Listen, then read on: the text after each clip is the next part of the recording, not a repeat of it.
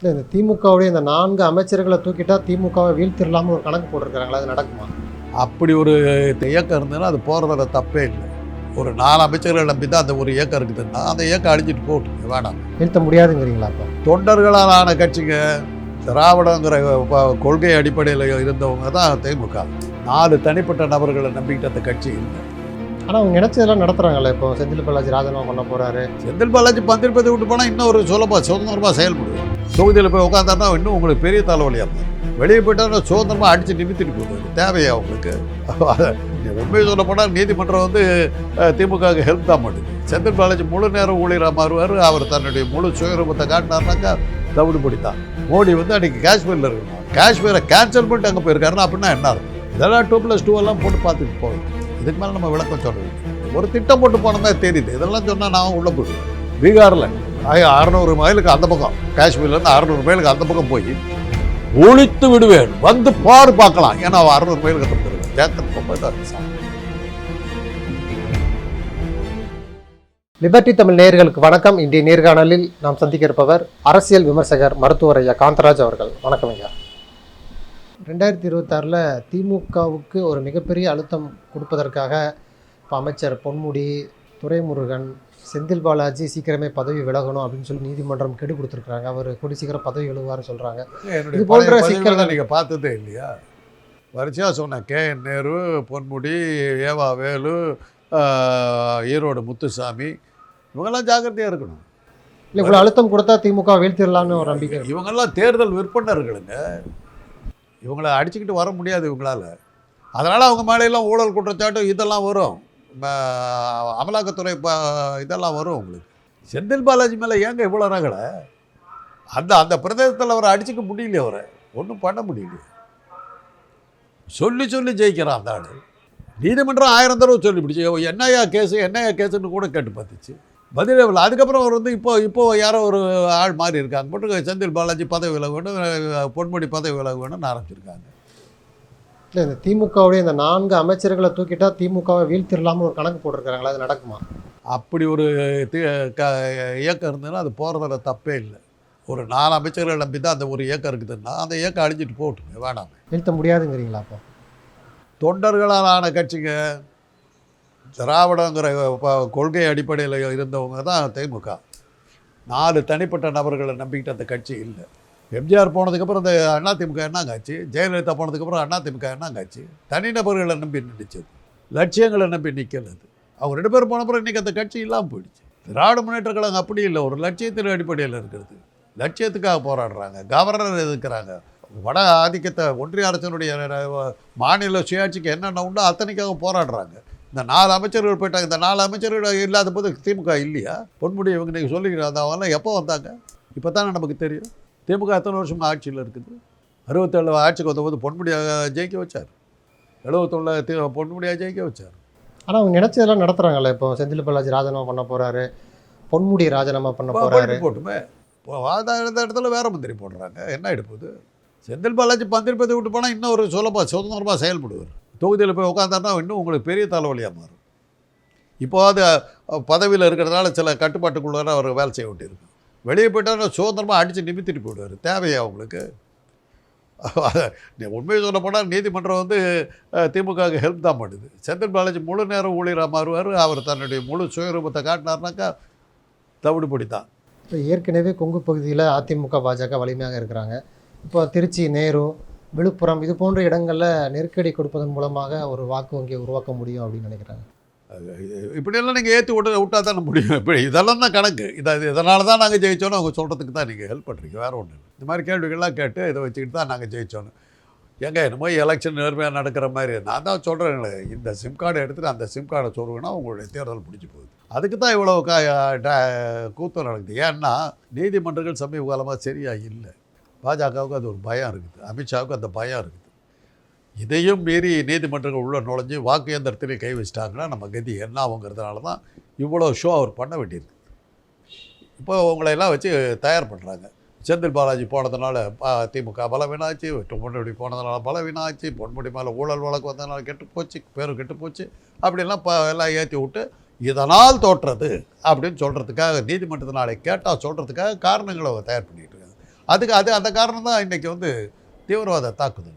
ஒரு நிமிஷம் கூட வேஸ்ட் பண்ணாமல் பீகாரில் போய் எலெக்ஷனில் பேசிக்கிட்டு இருக்காரு. அதில் தெரியல உங்களுக்கு? சவுதியிலேருந்து டைரெக்டாக வந்து அங்கே போயிட்டாரு. நேராக மக்களை பார்க்கல. யார் எவன் சொத்தா என்ன ஆச்சு, அந்த இடத்துல என்ன நடந்து ஒன்றும் இல்லை. ரெண்டாவது, இப்போ இந்த நேரத்தில் என்னதுக்கு அரேபியா போனார்? அமெரிக்காவுடைய துணை அதிபர் வந்து பான்ஸ் வந்து உட்காந்துருக்காரு. அதை விட முக்கியமாக வந்து அரேபியாவில் பேச்சு நடக்குதா?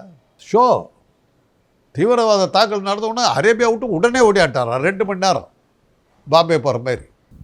ஏதோ எங்கேயோ ரொம்ப ஃபாரின்லேருந்து வந்த பேர். அதாங்க ஒரு திட்டம் போட்டு போன மாதிரி தெரியுது. இதெல்லாம் சொன்னால் நான் உள்ளே போயிடுவேன். ஒரு திட்டம் போட்டு செஞ்ச மாதிரி இருக்குது. ஒரு 2 மணி நேரத்துக்கு சொன்ன உடனே வர்ற மாதிரி.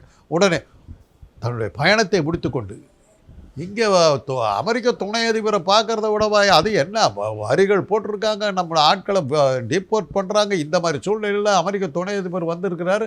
அவர்கிட்ட பேசி அந்த பிரச்சனைகளை தீர்க்கிறத விட்டுட்டு அரேபியாவுக்கு உல்லாச பயணம் போயிருந்தா என்ன அர்த்தம்? எதுக்காக போனால்? அது அடுத்த தகவல் என்னன்னாக்கா, அன்றைக்கி அவர் வந்து காஷ்மீரில் இருந்துருக்கணுமா, மோடி வந்து அன்றைக்கி காஷ்மீரில் இருக்கணுமா, காஷ்மீரை கேன்சல் பண்ணிட்டு அங்கே போயிருக்காருன்னா அப்படின்னா என்ன அர்த்தம்? இதெல்லாம் 2+2 எல்லாம் போட்டு பார்த்துட்டு போக வேண்டியது. இதுக்கு மேலே நம்ம விளக்கம் சொல்ல வேண்டியது. அதான் நான் தான் சொல்கிறேனே, இந்த தீவிரவாத தாக்குதல்கள் இதெல்லாமே வந்து அவங்களுக்கு பேக் ஃபயர் ஆயிடும். நீங்கள் எப்படி ஜெயிக்கிறீங்கிறது உலகத்துக்கே தெரிஞ்ச விஷயம். சிம் கார்டை வந்து மாற்றுறதை வந்து தடுத்து நிறுத்தி விட்டால் அவங்க ஒரு இடத்துல கூட ஜெயிக்கும். மக்கள் ஆதரவு இருக்குல்ல. அதாவது ஒரு புறம் திமுகக்குள்ளே இவ்வளோ குழப்பங்கள் இருக்குது, இன்னொரு புறம் சேராதுன்னு நினச்ச அதிமுக பாஜக 2 பேருமே பரஸ்பரமாக சொல்கிறாங்க, யாரையும் விமர்சிக்காதீங்க, ஒற்றுமையாக தேர்தலை சந்திப்பு எளிதாக வீழ்த்துவோம் அப்படிங்கிறாங்க. இதுக்கு முன்னாடி யாரோட கூட்டணி இருந்தாங்க? அதிமுக. புதுசாக கூட்டணி சேர்ந்த மாதிரி சொல்கிறீங்க. முன்னாடி இருக்கிற மாதிரி நீங்கள் விமர்சனம் வைக்காதீங்க. பாஜகவை இணைந்து செயல்பட ரைட்டுங்க. அதிமுக யாரோட கூட்டணி இருந்தது ஒரு கேள்விக்கு மாத்திரம் பதில் சொல்லுங்கள். பாஜகவோட. அப்புறம் என்ன புது கூட்டணி? அது இருந்த கூட்டணி நாடி முதல்ல கொஞ்சம் புரிச்ச பொட்டாட்டி அடிச்சுக்கிட்டாங்க. அப்புறம் செருப்பால் எடுப்பேன்னு சொன்னோம். சாரி, அது மாதிரிலாம் சொல்லக்கூடாது. உதப்பேன் உடனே போய் உக்காந்தாச்சு. அவ்வளோதான். அது இதில் என்ன இருக்குது? ஏன்னா புதுசாக இதுவரையிலும் அந்த கூட்டணி சேராத மாதிரியும் முதன்முறையாக கூட்டணி சேர்ந்த மாதிரியும் அப்படியே பரபரப்பு உண்டாக்கிட்ட மாதிரிலாம் பேசுகிறீங்க. என்ன இருக்குது? கூட்டணியில் இருந்தால் அவங்களோட தானே அவங்க இருந்துக்கிட்டு இருக்காங்க. கடைசியாக பழனிசாமி ஆட்சி விட்டு போன போது அதிமுக பாஜக கூட்டணியில் இருந்த போது போனாங்க, ஆட்சி விட்டு போனாங்க.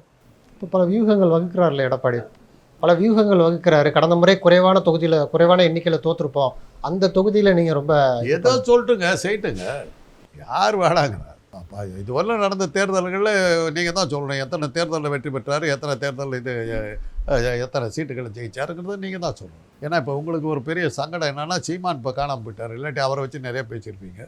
அவர் இல்லாதனால இப்போ உங்களுக்கு பழனிசாமி அடுத்த அப்படி சீமானா அவர் கிடச்சிருக்காரு, பேசுகிறீங்க. கஷ்டமாக இருக்குது. நானும் வந்து அந்த இயக்கமாக இந்த எங்களை பொறுத்தவரைக்கும் திராவிட இயக்கங்கள், அதிமுகவும் திமுகவும் திராவிட இயக்கங்கள். அது திமுக இல்லைன்னா அதிமுக வரணுங்கிறது தான் என்ன போன்றவருடைய ஆசையெல்லாம். அதனால் அந்த அதிமுக அழியக்கூடாதுங்கிறது எங்களுக்கெல்லாம் இது இருக்குது. அது வந்து பழனிசாமி அழிச்சிருவாருங்கிற பயத்தில் தான் நான்லாம் பேசிக்கிட்டு இருக்கேன். பழனிசாமி அல்லது அழிச்சிடக்கூடாது. நல்ல தலைவர்கள் வந்து அதிமுக பலப்படுத்தணும். அப்போ தான் பாஜகங்கிற ஒரு பெரிய ஆபத்தான ஒரு ஒரு பயங்கரவாத இயக்கத்திலேருந்து தப்பிக்கணுன்னாக்கா அதிமுகவும் திமுகவும் ஸ்ட்ராங்காக இருக்கணும். காஷ்மீரில் அந்த பயங்கரவாத தாக்குதல்களுக்கு பிறகு ராகுல் காந்தி அங்கே அந்த பாதிக்கப்பட்ட தாக்குதல் நடத்தப்பட்ட இடத்துக்கு நேரில் போய் சந்திச்சிருக்கிறாரு. அங்குள்ள மக்களுக்கு ஆறுதல் சொல்லியிருக்கிறாரு. இந்த பாதுகாப்பு குறைபாடு ஒரு பக்கம் இருக்குது, அது பேசுகிறாங்க எதிர்க்கட்சிகள். இன்னொரு புறம் சொல்கிறாங்க, தாக்குதல் நடந்த இடத்துக்கு கூட பிரதமர் போகலை, பீகாரில் தேர்தல் பிரச்சாரம் பண்ணிகிட்டு இருக்கிறாரு. இதெல்லாம் என்ன மாதிரியான ஒரு நடைமுறை அப்படின்னு கேள்வி எழுப்புறாங்க. அதெல்லாம் கேட்க முடியாது. அவரை பொறுத்தவரையில் அவர் வெற்றியை கையில் வச்சுக்கிட்டு போகிறாருங்க. நான் தான் சொல்கிறேனே, அவங்களுக்கு தேர்தல் ஆணையமும் வாக்கு இயந்திரமும் கையில் இருக்கிறவங்களும் பிரச்சனையே இல்லையே. ஏங்க மகாராஷ்டிரா எலெக்ஷனில் என்ன சொல்கிறாங்க? ராகுல் காந்தி கொடுத்த குற்றச்சாட்டு என்ன? 5 மணிலேருந்து 6 மணிக்குள்ளார 6 லட்சம் பேர் ஓட்டு போட்டிருக்காங்கங்கிற எப்படி முடியும்னு கேட்குறாரு. அப்படிப்பட்ட ஒரு சூழ்நிலையில் வாக்கு இயந்திரமும் தேர்தல் ஆணையமும் கையில் இருக்கிறதுனால வெற்றி உறுதிங்கிறதுனால இதெல்லாம் காட்டிக்கிட்டு போகிறாரு. அங்கே போய் பேசுகிறார். எங்கே? பீகாரில் 600 மைலுக்கு அந்த பக்கம், காஷ்மீர்லேருந்து 600 மைலுக்கு அந்த பக்கம் போய் ஒழித்து விடுவேன், வந்து பார்க்கலாம். ஏன்னா 600 மைலுக்கு அந்த பக்கம் இருக்கான். ஜாக்கிரதை, ரொம்ப தான் சாமி. ஒரு பாயிண்ட்டு தாங்க, தீவிரவாதிகள் எப்போவுமே அரசாங்கத்தை எதிர்த்து தான் போராடுவாங்க. அப்பாவி மக்களை அவங்க கொல்ல மாட்டாங்க. சுற்றுலா போன பயணிகளை கொல்றதுனால என்ன ஆக போகுது? அவங்களுக்கு என்ன இது? அட்லீஸ்ட் அவங்கள உயிரோடு பிடிச்சிக்கிட்டு போய் நாங்கள் சொல்கிறத செய்யலைன்னாக்க அவங்கள உயிரோட விட மாட்டேன்னு மிரட்டி இருந்தால் கூட அர்த்தம் இருக்குது. ஏதோ காரியம் நடந்திருக்கும். கொண்டு விட்டதுக்கப்புறம் ஒன்றுமே இல்லை, மேட்ரு முடிஞ்சு போச்சு. வழக்கமாக அந்த இடத்துலலாம் பாதுகாப்பு இருக்கும், இந்த முறை பாதுகாப்பு இல்லாதது ஒரு சந்தேகத்தை ஏற்படும். பகல்காம், குல்மார்க் 2 தாங்க காஷ்மீரில் வந்து சுற்றுலா தலங்கள், பனி கொட்டுற இடம். அங்கே படங்களை எப்படி போட்டிருப்பாங்கன்னா, அதில் போகிற வழியிலே குல்மார்க் போகிற வழியிலே போட்டிருப்பாங்க, சுவிட்சர்லாண்ட் ஆஃப் ஈஸ்ட் அப்படின்னு போடுவாங்க. சுவிட்சர்லாண்டை எப்படி அந்த பைன் மரங்களும் ஃபர் மரங்களும் தேக்கு மரங்களும் அப்படியே ஊசி மரங்களும் அப்படியே உயரமாக நிற்குமோ, பனியில் நிற்குமோ, அதே மாதிரி சீனை வந்து நீங்கள் குல்மார்க்லையும் பகல்காம்லையும் பார்க்கலாம். காஷ்மீரில் சுற்றுலா வந்து டால் லேக் ஏரியா விட்டு வந்தீங்கன்னா, அதை விட்டிங்கன்னா இது தான் குல்மார்க்கும் பகல்காம் தான் அங்கே பார்க்க வேண்டிய இடம். ஏன்னா பனி கொட்டி கிடக்கும். அந்த இடத்துல உங்களுக்கு இராணுவ பாதுகாப்பு இல்லைன்னா என்ன அர்த்தம்?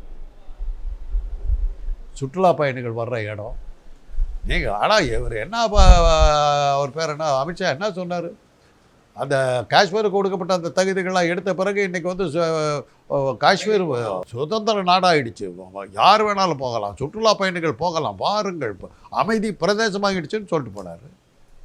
அவரை நம்பி தானே போனாங்க. அதான் திருமாவளவன் கேட்டார், உன்னை நம்பி தானே போனாங்க, பதில் சொல்லுன்னார். இவ்வளோக்கும் பதில் அவர் தான் சொல்லணும், மோடி தான் சொல்லணும். நேராக அங்கே போய் உட்காந்துட்டார், வா இங்கே வா பார்க்கலாம், 500 மைலுக்கு அந்த பக்கம் போய். பிரதமர் அங்கே போனால் பாதுகாப்பு அச்சுறுத்தல் நிறைய விஷயங்கள் இருக்கும்ல, ஆக ஒத்துக்கிறீங்க. ஆக காஷ்மீரில் பாதுகாப்பு இல்லைன்றது ஒத்துக்கிறீங்க, அவ்வளோதான் நம்ம சொல்கிற பாயிண்ட். நாமளும் அதுதான் சொல்கிறோம், காஷ்மீர் அமைதியான பிரதேசம் இல்லை. இல்லை இன்டெலிஜென்ஸ் தான் சொல்லியிருப்பாங்க போகாதீங்க அப்படின்னு. அன்னைக்கு இல்லைங்க, முந்தின நாள் இருந்திருக்கான், இராணுவம் இருந்திருக்குது. மறுநாள் இது அங்கே அதுக்கப்புறம் வர்றான், ஒரு 2 மணி நேரம் கழித்து வர்றான். போயிட்டு வந்தவங்க சொல்கிறாங்களே, அதுக்குள்ளே எத்தனை கதை. மோடியிடம் போய் சொல்லுன்னு சொன்னாங்களாம், எத்தனை கதைகளை கிளப்பி விட்டாச்சு விளம்பரத்துக்கு. பேக் ஃபயர் ஆகிடுச்சு, எல்லாம் பேக் ஃபயர் ஆகிடுச்சு. புல்வாமா 2 அவ்வளோதான். அதிரடி நடவடிக்கைகள் ஈடுபடுறாங்கல்ல, இப்போ வலைதள பக்கத்தை முடக்கிறாங்க, பாகிஸ்தான் கூட நம்ம கிரிக்கெட் விளாட மாட்டாங்க. அது சரி, முடக்கி என்ன ஆக போகுது, போனோம் தானே. உன்னுடைய தோல்வியை மறைக்கிறதுக்கு இந்த கதையெல்லாம் விட்டுக்கிட்டு இருக்கிறார். பாகிஸ்தானுக்கு தண்ணி நிறுத்திவிட்டாக்க அவன் சும்மா விட்டுருவானா? அவன் ரிட்டர்னேட் பண்ண ஆரம்பிச்சிட்டான், அவன் க்ளீனாக சொல்லிட்டான். இது இவர்களே நடத்தின இது, உலக நாடுகளே ஜாக்கிரதைன்னு அந்த பாகிஸ்தான் பாதுகாப்பு அமைச்சர் சொல்லிட்டார். இத்தனை தடவை அவங்க பதில் சொல்லலை. என்னையிலேருந்து இந்த ஆர்எஸ்எஸ் கூட்டத்துக்கு தலைவலி வந்ததுன்னா, இம்ரான்கான் வந்து பாகிஸ்தானுடைய குடியரசுத் தலைவர் பதவிக்கு போட்டியிட்ட போது தான் அவங்க நம்முடைய பாஜக கூட்டத்துக்கு தலைவலி ஆரம்பிச்சது. அப்போ இதே ஸ்டண்ட்டு தான் அடித்தாங்க, பாகிஸ்தான் ஆக்கிரமிக்க வருகிறது, படையெடுக்க பார்க்கிறது அப்படின்னு. உடனே இம்ரான்கானை கேட்குறாங்க, இப்போ தேர்தலில் போட்டியிடுறாரு, அந்த இடத்துல பத்திரிகையாளர் இருக்காங்க, இந்த மாதிரி நீங்கள் வந்து இது இந்தியா மேலே படம் எடுப்பு, அங்கே எப்போ எலெக்ஷன் வந்தாலும் அது ஒரு கட்சி இருக்குது, பாகிஸ்தான் படம் எடுத்துன்னு சொல்லிட்டு ஜெயிக்கிறது பார்ப்பாங்க, வழக்கப்படி நடத்துகிறாங்க. நாங்கள் இப்போ போய் படம் எடுத்துகிட்டு போனால் என்ன ஆகுன்னு எங்களுக்கு தெரியும், அவங்களுக்கு தெரியும். அவங்ககிட்டயும் அணுகுண்டிருக்குது, எங்ககிட்டயும் அணுகுண்டிருக்குது. படம் எடுத்துகிட்டு போனால் என்ன ஆகுன்னு 2 பேத்துக்குமே தெரியும். அதனால் அவ்வளோ பைத்தியக்காரத்தனமாக நாங்கள் போக மாட்டோம். இந்த அது எலெக்ஷன் டைமில் அவங்க வழக்க மாட்டேங்கிற ஸ்டண்ட் இதுக்கெல்லாம் சீரியஸாக. அதுக்கப்புறம் தான் இவங்களால வந்து 3 வருஷத்துக்கு அவங்களால பாகிஸ்தான் மேலே பழியை போடவே முடியல. இம்ரான்கான் இருந்தவங்களும் அவங்களால ஒன்றுமே பண்ண முடியல, பாகிஸ்தானை காட்ட முடியல. அந்த இடத்துல நான் சொல்லிட்டேன், இப்போ சண்டைக்கு வந்தால் நீ இது அணுசக்தி நாடு, நானும் அணுசக்தி நாடு, என்ன ஆகுறது, 2 பேரும் காலி ஆகிடும் அப்படின்ட்டு ஒன்றுமே பண்ண முடியல. ஆனால் இன்றைக்கி சமூக வலைதளங்களில் பாகிஸ்தானோட சண்டை போடுங்கிற குரல் தானே அதிகமாக இருக்குது. இந்தியா பாகிஸ்தான் வார் வந்தால் யாருக்கு பாதிப்பு? போடுங்க, என்ன ஆவீங்கன்னு பாருங்கள். யார் தப்பு யார் ரைட்டுங்கிறதெல்லாம் கிடையாது, நடந்து போச்சு. இனிமேல் நீங்கள் வந்து இதை பார்க்கணும். நீங்கள் உங்களை சுற்றி எல்லா நாடுமே இவ்வளோ சொல்கிறீங்களே, சைனா அருணாச்சல பிரதேசம்லாம் பிடிச்சிட்டு கிராமமெல்லாம் எஸ்டாப்ளிஷ் பண்ணி கவர்மெண்ட்டே ஃபார்ம் பண்ணி அந்த ஊருக்கு கலெக்டர்லாம் போட்டு அருணாச்சல பிரதேசத்துக்கு 1000 மைலுக்கு உள்ளார வந்து இந்தியாவை பிடிச்சிருக்கான். என்றைக்கா வாய திறந்தாரா நம்ம ஆள்? 56 இன்ச்சு. ஏன் சைனாவிடம் போரிடுங்கள், சண்டைக்கு போங்கள், ஏன் சண்டைக்கு ஏன் போக மாட்டேங்கிறீங்க? முஸ்லீம்கள்னு உடனே அந்த மதச்சார்பில் தான் இவங்க போராடுங்களோட நாட்டை பாதுகாக்கிறதுக்கு அவனுக்கு போடுறதில்லை. முஸ்லீம்களை ஒதுக்க என்னென்ன பார்த்தீங்கன்னா, வக்ஃபு இதை வந்து சட்டத்தை கொண்டாங்க, ஒன்றுமே அது உச்ச நீதிமன்றம் அதை தடுத்து பிடிச்சி. அதனால் வர வேண்டிய மத கலவரத்தை உண்டாக்க முடியலை. அதுக்கு முன்னாடியே தமிழ்நாட்டில் இது திருப்பரங்குன்றத்தில் ஆரம்பித்தாங்க, அது சரியாக வரல. என்ன பண்ணுறதுன்னு தெரியல. அவங்களுக்கு கை வந்த கலை ஒன்று இருக்குது, புல்வாமா தாக்குதல், புல்வாமா 2 தெரிஞ்சு பண்ணிட்டாங்க. பதில் இவங்க தான் சொல்லணும். அவங்க பாகிஸ்தானுடைய மினிஸ்டர் நான் சொல்கிறேன், இது இவங்களாம் நடத்தினது தான், எங்களுக்கு இதுக்கு சம்மந்தம் இல்லைங்கிறாங்க. அந்த லஷ்கர் தொய்பாவோ யாரோ அந்த ஆளுடைய அறிக்கையோ அதுதான் சொல்லுங்கள், எங்களுக்கு இதுக்கு சம்மந்தமே இல்லை. நன்றி சார், நிறைய நல்ல தகவல்களை நேயர்களுக்கு சொல்லியிருக்கீங்க. உங்களுடைய நேரத்துக்கு நன்றி.